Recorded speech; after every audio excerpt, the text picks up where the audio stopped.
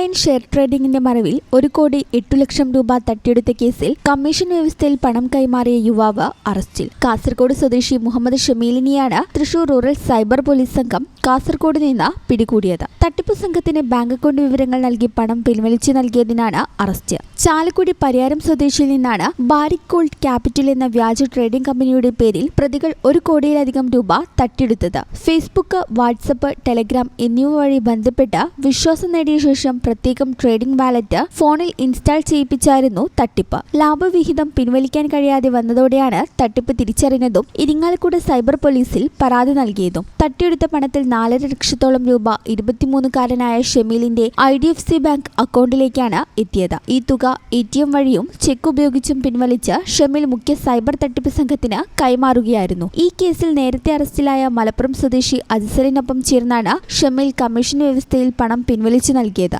Thrissur rural ജില്ലാ police മേധാവി B. കൃഷ്ണകുമാറിന്റെ നിർദ്ദേശപ്രകാരം cyber police station inspector Ashraf, sub inspector Justin എന്നിവരുടെ നേതൃത്വത്തിലുള്ള സംഘമാണ് പ്രതിയെ വലയിലാക്കിയത്. കോടതിയിൽ ഹാജരാക്കിയ പ്രതിയെ റിമാൻഡ് ചെയ്തു.